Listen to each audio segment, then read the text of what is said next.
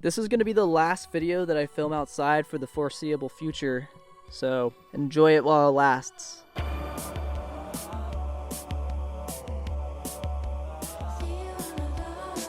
There's been a lot of albums that I've listened to this year that I haven't really discussed in a video. Today I kind of want to take a lot of my favorite albums that I've discovered this year that didn't come out this year and kind of compile it into a list. As the year comes to a close, I think it's important to talk about some of these albums.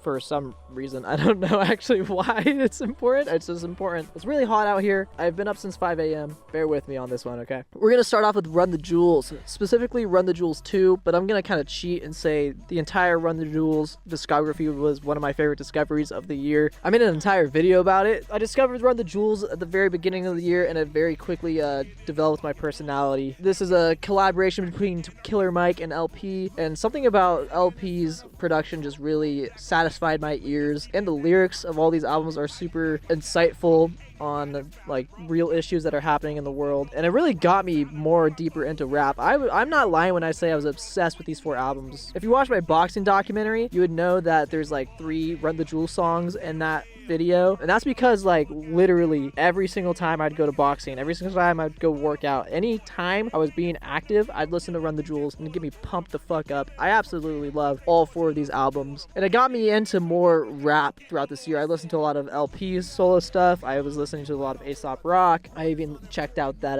JPEG and Danny album because of Run the Jewels. One of the best discoveries that I made this year was the Run the Jewels discography. Another album that I discovered this year that I already talked about in a video, so I'm just going to briefly mention it, Chapow Blow by Cortex. I actually talked about this album right over there when I did my 10 out of 10 albums video. I discovered that album this year. It's still 10 out of 10 in my book. If you want to hear my thoughts more fully in depth about this album, you can watch the video that I filmed over there, but I'm not going to waste too much time on it because I've already talked about it. From Here We Go Sublime by The Field. This is an album that kind of took me a little bit, you know? I listened to The Paw in My Face. That song came up randomly on just some random radio station on Tidal, I think, and I thought it was cool. I thought it was like, wow, yeah, this is dope. And then I didn't really listen to the album until I did listen to the album, and I didn't really get past like the first couple of tracks. I listened to the first track, I thought it was kind of cool. Paul in My Face was kind of cool, and then I was like, okay, I kind of got over the gimmick, because like the album, the gimmick of the albums, that it's all composed of like these micro samples of like fairly popular songs. Like the opening track is all micro samples of like a Kate Bush song. There's like a chopped up version of a Coldplay song in there. All these songs are just made up of micro samples. It's like it's a minimal techno type album. So if you're not into like minimal techno, you might not find this thing enjoyable. It's very repetitive. But as someone who thinks that Homework is the best Daft Punk album, I love this album. This album's really sick. I think a lot of the sampling techniques is really interesting. This song, it's made entirely out of like micro samples of the Scientist by Coldplay, and like the way he takes the track and like kind of dissects it and makes it into a whole new track is really cool. It's just really cool to hear how someone can take these tracks, dissect them into tiny little bits and pieces, and make an entire new song out of it to the point where it's completely unrecognizable. And what's really interesting is that every single song is kind of logged, so you can go in and you can find a playlist of all the songs that were sampled on this album. This album's just really cool. I really like the way that it's put together. Let's talk about George Clanton, Slide to the left, slide to the right, crisscross. This album came to me at a very special moment in my life, and I think that's kind of why I have it on this list, other than the fact that it's just an incredible record. I got into Vaporwave a little bit this year thanks to a bucket of Jake making me listen to Vaporwave for his video about Vaporwave, and through Vaporwave I kind of found George Clanton. Also shout out to the OKS Computer on Instagram, because he was posting a lot about him at the time too, and I knew that George Clanton had some Vaporwave influences, so I decided to check him out. I'm really glad that I did. This record is super cool. It's very 2000s-esque, you know. It feels like a 90s early 2000s like pop record. It makes me feel nostalgia for a time that like I don't think I've ever lived. The way that the album's put together and like the sounds that George Clanton's using is really cool. I don't know much about the composition. I want to say that there's a lot of samples in here. I know there's a lot of drum samples. I want to say that there's more samples, but I don't really know, to be completely completely honest, because like those sounds that are making up the synths in a lot of these songs could be samples, but they also could very well be organically made through a synthesizer. It's just super cool. The opening track is probably one of the best opening tracks that I've heard. It's one of my favorite opening tracks, honestly. This album came to me at a time where I was quitting my job at In-N-Out and going to work at a full-time job at a marketing company, and like just listening to this record on the way to my last day at In-N-Out was just like, it's like, man, I'm really entering a new chapter of my life, and I'm very excited for it. And so this was kind of like the soundtrack to that new chapter of my life, and I wouldn't have any other album be the soundtrack to that new chapter of my life, because it just felt perfect, you know. It felt so right. Grimes.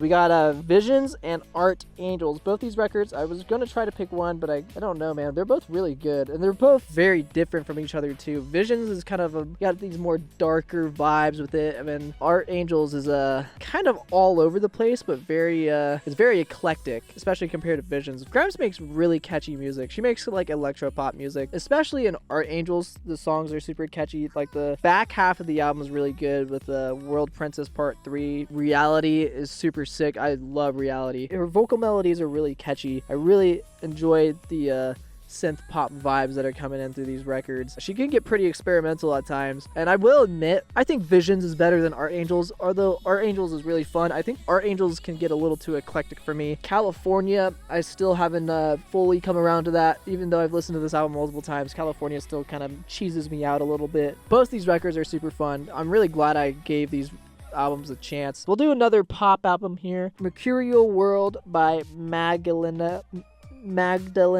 Bay. This was the most recent discovery I've made this year. Discovered it back in November, and I've been vibing with it ever since. I think this record's really fascinating to me. It can get pretty experimental at times. I think a lot of the layering and the instrumentals, it can be a lot, I think, for a pop record. And it's not like strictly pop, it's more like synth pop. I kind of use pop as like this umbrella term. There's a lot of really fun layers in the instrumentals of these tracks. All the songs are super catchy. The vocalist is super talented, and she comes up with these awesome melodies. There's not a single track on this album that is bad. Every single song is earworm potential, you know. Every single song can get stuck in your head no matter the time of day. I was listening to it this morning, and man, it's just straight up vibes, dude. Every song is super fun. There's a lot of interesting layering and a lot of interesting instrumentals. I don't really know what else to say about it. Those are my two main points, is the instrumentals are sick and the melodies are catchy. Casino versus Japan. We're going to talk about Go Hawaii. This album came out a while ago, and I don't remember how I found it, but I did find it. This is a down-tempo record. This is a record that is, it sounds like it's very inspired by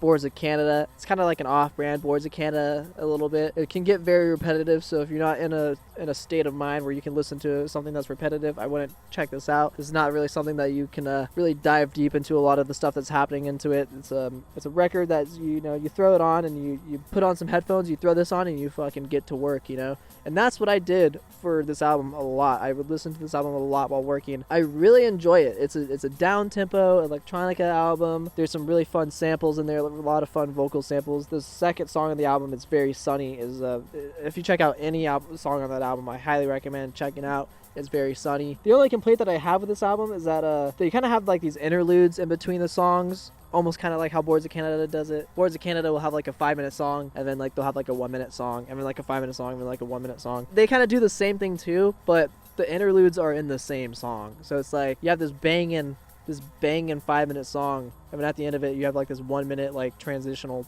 piece that could have just been its own song, but they didn't make it its own song. That's kind of like a minor complaint, because like the transitional pieces are good too. I just kind of wish that if I wanted to listen to one of the songs solo, I could have, but I can't. The last album that I'm going to talk about today is Faith and Persona by Death Dynamic Shroud. That first track is like probably one of the coolest tracks that I've ever heard. And then also I tried playing it for my friend once, who's not really into like experimental music, and like he wasn't vibing with it, and I was like, yeah, this is kind of weird. I don't know why I played this track for Josh, because this is definitely not Josh's vibe. But I still love that first track, and I love the entire album. The title track is also super sick. I like this record because it's kind of a bit more popular than I'll Try Living Like This. I'll Try Living Like This is like kind of straight up vaporwave, but this album, I mean, you can hear it if you watch some of the sample breakdowns. The guy samples a lot of kind of like 2010s, like even like 2020s. Like there's a Dua Lipa sample in there. So the sampling work is incredible, and he also layers the samples with a bunch of live instrumentation and creates something that's like just super unique. I don't know if I'd say that is better than I'll Try Living Like This. I'll Try Living Like This is like just a super amazing record all around, but Faith and Persona is definitely a fun next record to listen to by Death Dynamic Shroud. And this won't be the last time I talk about Death Dynamic Shroud this year, because there's an album that they released this year that I think is really good, that I don't think got a lot of love, but I'm gonna give it some love in my next video. But yeah, I highly recommend checking out Faith and Persona. If you want to get into the record, just play the first track. It's probably one of the best vaporwave songs that I've ever heard. So yeah, there we go. Those are my I kind of sped run that one, but like I said, I've been up since 5 a.m. I also got a podcast I gotta go on. Check out Bonefish Pod. I also have some music coming out, so be on the lookout for that. I've got a compilation record coming out at the end of the year of a bunch of songs that I started that I never finished, and then next year, early next year, I'm gonna have a full-length album. So get excited. I'm excited.